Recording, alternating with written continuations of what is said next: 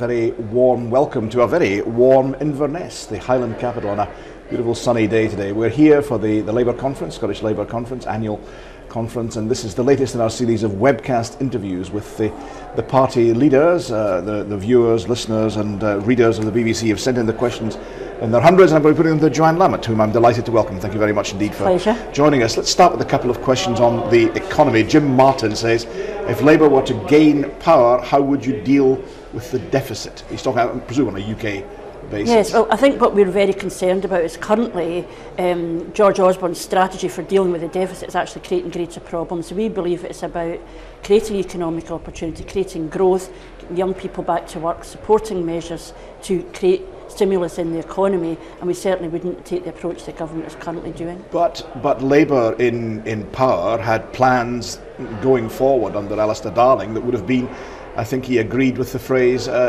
deeper and tougher than those of Margaret Thatcher's cuts. Well, I think what we need to do is focus on not killing the economy while you're trying to address the questions of the deficit. So there has to be a rational approach to this. And the real concern currently with the Tories is they seem to be digging their heels in, despite the fact that, in fact, what they're doing is creating greater problems. So we do need to find ways of managing the deficit, but we also need to create the economic opportunities, support businesses in taking opportunities, and then creating jobs for people. But you accept the deficit must be addressed. All you're questioning is what the pace of the UK government's approach? Well, I think you have to address the consequence of the financial crisis. You can't ignore that, but the fact of the matter is what's happening now is that we're killing off demand, we're creating a great deal of pain for many people because they're out of work, and while we're talking about welfare, we actually discover the welfare bill is going up precisely because what the Tories are doing isn't working. Brian Kennedy asks, thanks for your question, Brian, the recent news of Scotland's improving job figures, that was yesterday, growth and retail figures bucking the trend of the rest of the UK, he says, is there anything you would praise about the Scottish Government's performance on the economy? Well, I'm interested in these figures, and there is no doubt, for example, I went to Aberdeen recently. Aberdeen is booming, there's huge economic opportunities there, and what I want the Scottish Government to do is to look at some of the issues round about that where they can be more supportive. I think we need to look at capital spending, investment in housing, creating stimulus in the construction industry. But John Swinney would say he's engineered as much capital spending as he possibly can within the limited budget available. Well, actually, if you look at the figures, they said they were going to spend hundreds of millions of pounds in schools, not one penny spent. So there are big issues. But he said that's project driven and the projects are still coming through the pipeline. Yes, but then it becomes somebody else's responsibility. What we are saying is there's an interesting set of figures in unemployment, but we also need to look at some of the more worrying trends underneath that, and that includes underemployment, particularly amongst women, and also long-term youth unemployment, which is worse than the rest of the United Kingdom. So we need to look at how we don't go back to the place we got to in the 80s when people went out of work and never ever worked again. And I'm very keen to work with the Scottish Government where we can to look at what is happening actually on the ground, particularly for our young people. Chris in Glasgow, a question on you're harking you back to the speech you made, I think in September, in which you talked about he refers to a something for nothing culture. He's suggesting that you felt a need to differentiate your party's platform from that of the SNP, and this is Chris's words, that led you to turn your back on Labour's traditional socialist roots. Absolutely not. First of all, what I said was it's not a something for nothing country. If we choose to spend money on one thing, there are consequences elsewhere. So while the Scottish Government chooses to invest in tuition fees, they are cutting the colleges at the very point where our young people need access to college places most. We need to have a debate about whether that's a legitimate choice. And when he says, what was the motive for making this speech? I'll tell you what the motive was. Every day in my constituency, speaking to care workers about the nature of their job and their concerns about the vulnerability of young people, talking to people about what's happening in our schools, the opportunities for our young people, talking to people about actually the way in the bus industry, talking about what's happening around the lack of investment in a scheme that's supposed to provide free bus travel. What I wanted was an honest debate about that, and here's the thing, I was traduced by the SNP for raising these questions. It later transpired that in private John Swinney was having that very same conversation with his cabinet colleagues, but he didn't trust the people of Scotland to have that in a public way. And I think we all know that we have to look at if we want free personal care, how do we make it real rather than something that is a slogan? And I know for far too many people, the theory of free personal care is not real. I want to talk about how you make sure you fund that. You say if we want free personal care, do you want free personal care? You wish to maintain that? And I think there's a huge thing about dignity in old age. But what I don't want, I want not people contained in their homes, with people coming in to see them 15 minutes in the morning, 15 minutes at night. I want them sustained there. We want to do the things that actually make old age for people a safe and happy time. We've not got that, because what we've got is the theory at Scottish Government level, the reality on the ground. And yet you question universal provision. Freddie doesn't give a second name. Freddie says, would you make free travel for the disabled and for pensioners means tested? Would you lose that universal? What we want to look at is some of the anomalies. For example, free concessionary travel. In my constituency, there are bus routes being cut because the system is not properly funded.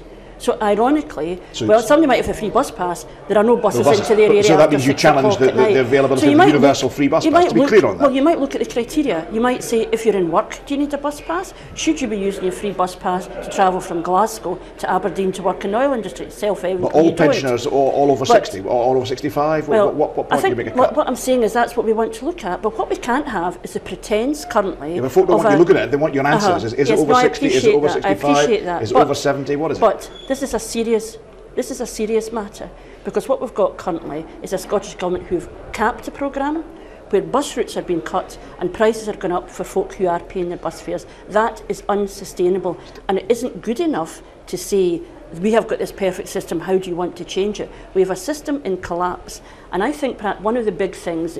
collapse? Well, it certainly is in some parts of my constituency. There are routes disappearing out of some of the most vulnerable areas because they used to be reimbursed on a no detriment basis. We've now got that driven down so that actually the bus companies are saying they can't run these routes. That's just madness. A couple more questions on this issue of welfare and benefits. Marina Copping, thanks for the question. What is the Labour Party position on care fees for the elderly?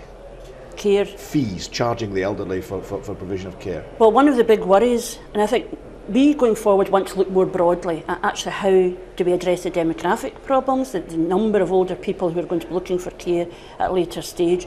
But one of the things that we have discovered is that while we've got free personal care, charges for things that used to be free are now going up, and there is a postcode lottery about what those charges might be, and I think we need to look at that in more detail. We also know that... But you are questioning the universal provision of benefits. You're saying it doesn't work. You're saying it's inefficient. It's tightening the system.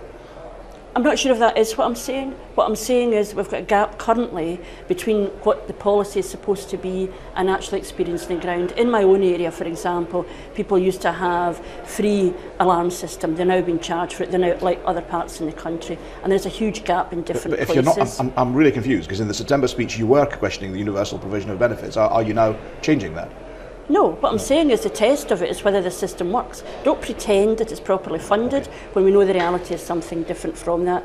And actually, when I said these things in September, it is really difficult stuff. This is all competing good things that we're talking about. It emerged that this discussion was already going on in government. I want a mature discussion. Yeah, but John Swinney would say he's looking at the most efficient provision of benefits. He wasn't questioning universal provision. John Swinney was suggesting in an independent Scotland we had to look at the affordability of pensions. Yeah, the affordability of pensions. The affordability of pensions. He was saying, but affording them to enhance them is what he said in the chamber thereafter. Well, maybe. But the fact of the matter is they were looking. I mean, John Swinney is a serious man. John Swinney commissioned 2 reports from Christie and Beveridge to recognise the scale of the challenge of increasing elderly population and the pressures on the public purse. He was not allowed to prosecute that debate. I want that debate to go beyond politicians to say, actually, what is at the core? What are the things we really value? Well, let's put it down. You might peg back or limit the availability of the free bus pass in some way. What about prescription charges? Would you bring those back? Well, again, there's an interesting and curious debate here about how much does it cost. I think it's something like £59 million a year. This is, we are told, health free at the point of need. But at the same time, our access to cancer drugs in Scotland has gone from being the best in the United Kingdom to the worst. Would you bring back prescription charges? It's quite a simple question. Yes, I know. But what I'm saying, I'm putting it in the context of why you would need to do it. In an ideal world, what's the answer? In an ideal world, you would want to continue to make sure that most people get access to prescriptions. I find it difficult to make the case for me being able, without any question, to have my that my hay fever tablets paid for nothing, while at the same time our access to cancer drugs is worse than other parts of the United Kingdom. So I think that is an area where we should look at that. What I've also said is, if it costs more to raise the money than the money you would save, then self-evident that doesn't. John Young's not going to be happy with that answer. John says, you seem to think my dad, with over 45 years of employment tax and national insurance behind him, should have to pay again for a prescription while a drug addict would get the prescription for free. Well, that's one way of framing the debate, and this is about, we're not framing this debate about between good things and bad things. I've said before. It is, you can understand the desirability of people having access to medicines, but everybody knows there are tough choices being made now, and it's not the choice between his dad, who I understand and appreciate how important it is for people who have worked hard all their lives, and the drug addict. It is about, for all of us, do we want that free prescription to be more important than our access to cancer drugs? When will you tell us your answer to that? When will we get the answer? In time for the next Scottish General Election? Absolutely, okay. Absolutely. We're working our way through these processes, absolutely. Okay. Let me turn you to another issue that might feature in that manifesto, depending upon the result in September 18th, 2014. Thomas Hay from Ayrshire, thanks for your question. He wants to ask Johann Lamont what our party plan to offer the Scottish people in the event of a no vote in 2014. What will be the offer? Right, well, there are two separate things here. There is an issue about how we make devolution work, and there is what kind of world and what kind of Scotland we want to live in. And of course, going forward, we want to talk about access to education, economic opportunity, dignity in old age. These things that are really, for me, at the very core and heart of what politics is about. But I also recognise that people are interested in what we want to talk about in terms of how devolution itself would work. More powers for the Scottish Parliament. Absolutely. The paper your commission published yesterday. What I have said is that the issue is about where do you put power across the system to best support people. What should stay at the United Kingdom level? What should stay in the Scottish Parliament?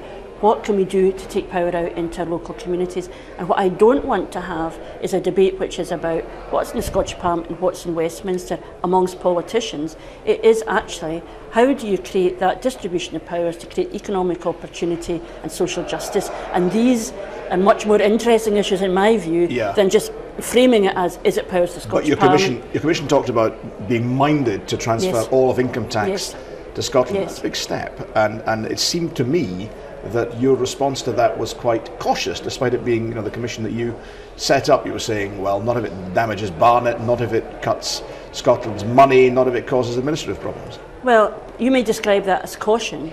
My instinct always is to say, what's in the best interest of the people of Scotland? What is the evidence?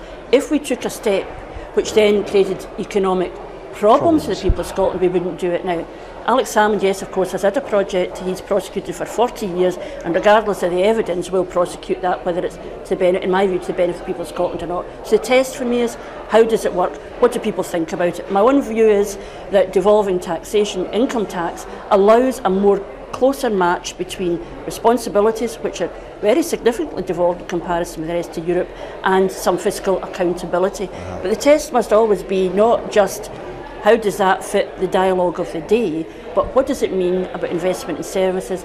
What does it mean about the way in which you deliver? Are the two Eds on board for this project? Ed Miliband, Ed Balls, the Shadow Chancellor? Well, what I would say about that... ladies and gentlemen. Thanks very much. Do carry on. Ladies and gentlemen. Well, what I would say about that is that I think all of us are committed to a strong United Kingdom, a strong Scotland inside the United Kingdom, and they understand as well as I do that people in Scotland care deeply about devolution and want devolution to work.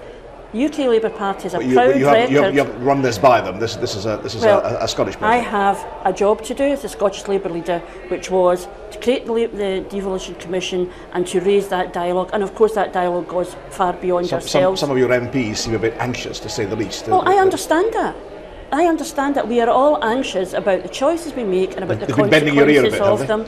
Well, we are always in happy dialogue with each other, but a whole range of each other. Some of them thought that there should have been happy dialogue before the paper was published. Well, the interesting thing is, of course, as we all know, the Devolution Commission included 3 MPs, and that deliberate, inclusive approach by the Commission. Consult the wider group. Well, we all do that, and one of the things we wanted to do was to create a report that generated genuine debate, not a digging in of the heels, but a genuine debate. And what we are all committed to is to understand the importance for the Labour Party of rebuilding our trust with the people of Scotland, and that is us working together at whatever level we operate in the party to make sure we get the economic conditions, the social conditions right.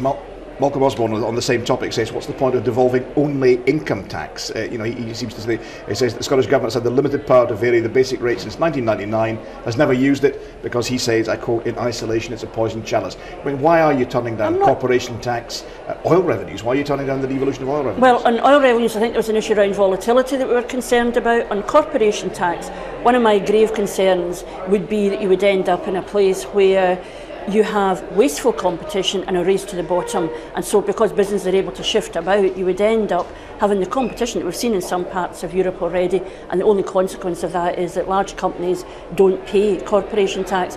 What we've said is that the key issue for me around income tax is the one I think is most comfortably devolved, but it allows us to match this issue about fiscal accountability.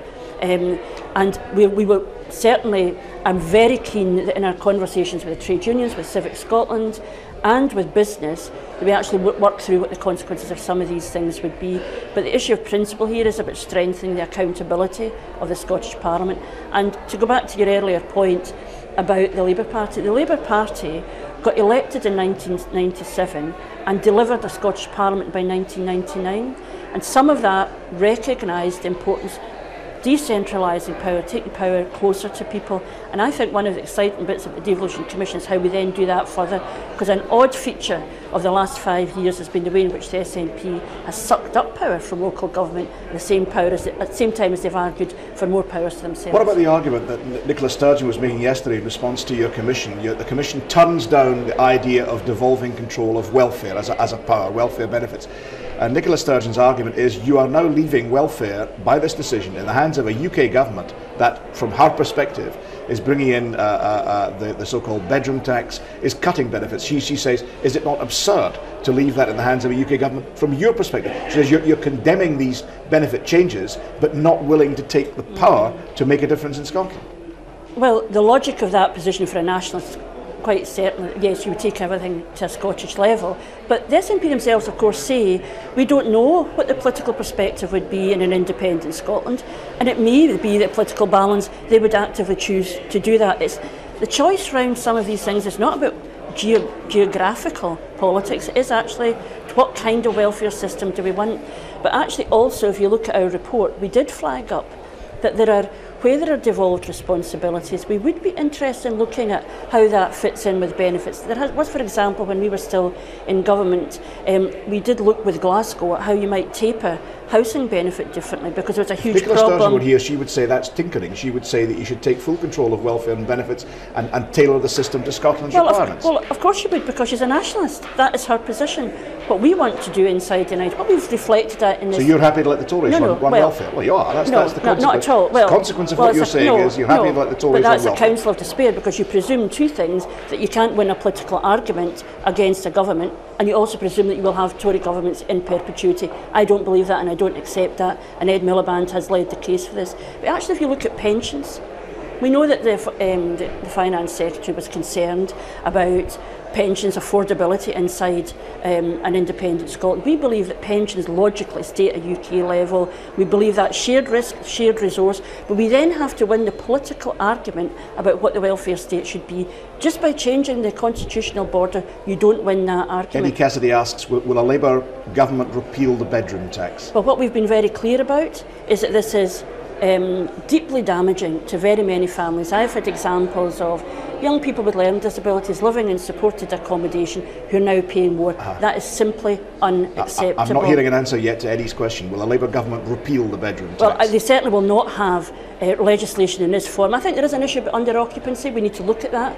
But this is expensive, and it is unfair.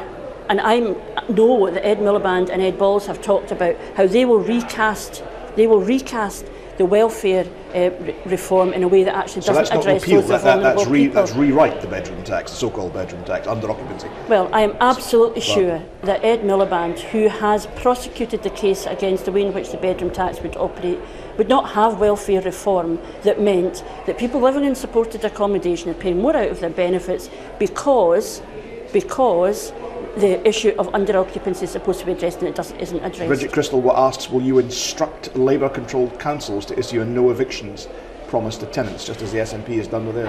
Well, it's a very interesting thing about the SNP and the bedroom tax and what they've done to their local councillors, because it is not the job of central government to instruct local government. We all know we wouldn't want anybody to be evicted, and I'm very clear about that, and my Labour colleagues have done that too, and we will do everything we can to give people the support they get. The discretionary housing payments are limited. I know Labour councillors are topping those up. We didn't want anybody to be evicted, but we've also said to the Scottish Government, look with us at your budgets. Can we find money to support local councils to do more? And can we do things through legislation that would actually prevent anybody being put at risk? And the worry is that frankly the Scottish Government has seen the debate around the bedroom tax as a political opportunity for next year, rather than looking at how their powers can be used now. Well, they would dispute that. They would say they're condemning a tax. Yes, of course, but we have a ridiculous position. We have a ridiculous position where at a local level, councillors across the board want to do something. SNP councillors are instructed to go in and amend motions to councils to take out the bit about Scottish Government responsibility. That can't be acceptable. You mentioned that referendum. Let me turn you to an issue that arises from that. The donation to Better Together from Vitol and Ian Taylor. It's been questioned by many people. It's now been questioned by the politician you shadow, the First Minister you shadow for Labour. Do you think that donation should be returned? Well, I would put the question back to the First Minister, is whether he thinks that the investment that Ian Taylor has put into Harris Tweed should be withdrawn. Because if this man... strikes me as completely surplus to the debate at all. Why? Because it's surplus to the debate. We're saying this man's money is unacceptable to be operating in Scotland at all. No, presumably it's therefore unacceptable. The investment he makes Henry McLeish said that the Better Together should be very careful about what kind of money should be used. I absolutely agree with that, and I have to say to you that across Scotland, people recognise the probity of Alistair Darling in everything that he has done, and he is charged with the responsibility, and I have every confidence in his probity that he will test everything so it's his against call, the not highest. Yours. You I'm not consulted. saying what I'm saying to you is, this is a matter for Better Together. I have supported the Scottish Labour Party being part of the Better Together campaign, and I am delighted that heading up that campaign is a man of the status of Alistair Darling, who, whatever people think people think about him, would never impugn his integrity. A succession of people, Graham Case, Edinburgh, Max Russell, umpteen names, George Litz, etc., all saying, what's your view? Should it be given back? You're a member of Better Together. You're the leader of the prominent party in Better Together. What's your view on this donation? Is it a probity donation, and should it be retained or should it be returned? My view, it's an appropriate donation, and I think it's important that at every stage we test for probity and transparency, and I have every confidence that my friends in Better Together are doing that. But can I maybe make just a more related point to this? It is entirely legitimate at every stage for people to test these things. I am deeply troubled about a culture that's now developing around this debate, which means that debate is closed down. And one of the lessons is, if you're going to stand up and say, I'm in favour of standing in the United Kingdom, and the consequence of that is that you're hunted down and degraded for your position. This is a more general point. We will never get to the point where voices other than politicians in this are heard. But Robert Allen from Oban says that Labour figures have previously questioned donations from this source to the Conservatives, and yet now seem content to accept this donation for Better Together. Well, no, I accept that, and I also know that John Mann has been given an apology by the SNP for some of the ways in which his views were represented. But I go back again to this point, that Alistair Darling heading up Better Together, and all of those who are deeply committed to Scotland staying inside the United Kingdom, don't want a debate which is degraded. And they don't. They're people, honest and honourable people across Scotland, want this to be a serious debate. So, this presumption that somehow there's lack of integrity in Better Together isn't true. But also would say we would apply the highest possible standards. But I go back to a more general point, which is, how do we create a situation where people have the confidence beyond the political bubble to engage with this serious debate? Alex Salmond wants to debate with David Cameron because he wants it to be presented as a debate between the people of Scotland and the Tories. This is a debate amongst the people of Scotland, and we need to respect each other, because the day after the referendum the decision is made, we will need to come back together. And I think there are voices in this debate which are so harsh, are so denigrating, they're silencing some people, but I am troubled more generally for our ability to come together post-referendum. Let me turn you finally to an issue on which we got many questions, because people seem to be puzzled. Do you support replacing Trident, the nuclear deterrent? Well, one of the things I have said... George Anderson's question. Right, okay. And this is obviously a big question that people raise more generally. I'm very interested in the work that's been done at a UK government level to look at whether there is an alternative to that, and I think we should look at that report when it comes out. This is the Danny Alexander scrutiny. Yes, because nobody... I mean, I can see, but people would look at that and say to me, well, you want to test the value of that spend and you want to test the value of that spend, but somehow this over here can't be looked at all. So I apply the same criteria to that. I think that is really important. And I also think that we need to get into the more general debate about how we make sure our world is a safer place. And I have respect for people on all sides of this debate round Trident, but I do think that report, when it comes through, will give us very interesting information. Charles Watt pins it down more that the point is there. You're saying that the replacement might not be like for Trident, it might be another one. Charles Watt asks, do you believe in multilateral nuclear disarmament, or do you believe in scrapping Britain's nuclear weapons programme? I believe that what we need to do is, I suppose you could now term it as multilateral disarmament, that you work with other countries across the world to create a secure world. And meanwhile retain Britain's nuclear arms. That is part of that discussion, that part of that debate. And I suppose where people think there may be a change is precisely because you're then investing in renewal. So I want to look at, what's the affordability of that? Is there an alternative to that? Because that might then aid the debate around multilateral nuclear disarmament. To be really clear, in the absence of any multilateral agreement for the scrapping of nuclear weapons more generally, you believe that Britain should retain a form of nuclear deterrent, whether that is Trident or whether that is a cheaper replacement? Well, I don't think these things are false. I think it's almost like a false choice you present, and I think it's part of a process that, how do you... I suppose the difference is between those who presume that it will be there forever and those who want to move to make the world a safer place. But you wouldn't scrap it unilaterally. Debate. You would not scrap Britain's deterrent unilaterally if you were in a position to do so. I don't think we can do that. But what I think some of this debate is almost like there's a curious debate that by voting for independence you somehow could make that unilateral step. I'm not sure that's true. You might move the problem. But I also think that we need, again, to refresh that debate, which is about actually where is the energy around disarmament. And I know a lot of people like Des Brown, my colleague, is doing a lot of interesting work around this. Is there an energy to recast that debate from the old ones, which I was very engaged in as a young woman? But I think now actually... You would have been marching against Trident, yes, wouldn't you? Well, so why are you now in the vanguard supporting it? Oh, I'm not in the vanguard of supporting it. That's not true. What I'm saying is you don't... I suppose what I have learned and what I consider now is you look at where you are now and where you get to where you want to be, and everything that drove me to March for Peace was about how to make the world a safer place. And I think that debate must be framed not just between those who want Trident to go and those who wanted to stay, but how do we refresh and re-energise the debate around multilateral nuclear disarmament shouldn't just be a place where you go to because you don't want to deal with the current situation. It has to have active energy. And I think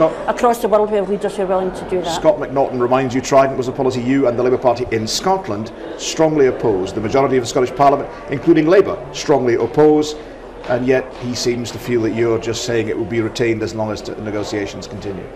Well, I'm not saying that. I think that I'll go back to the same point again. It's about energy and driving the thing forward and changing the terms of the debate.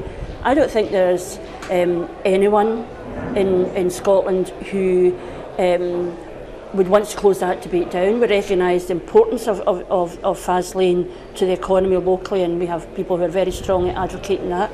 We understand the importance of feeling secure in the world, but I suppose I apply first principles like that to everything else. Let's test it against the evidence and not let's settle for some of the false debate around the independence debate, which suggests that somehow we can wish Trident away. That is not the case. Craig Patrick says that isn't a false debate. He says Trident nuclear weapons based in Scotland will stay if the Better Together campaign wins.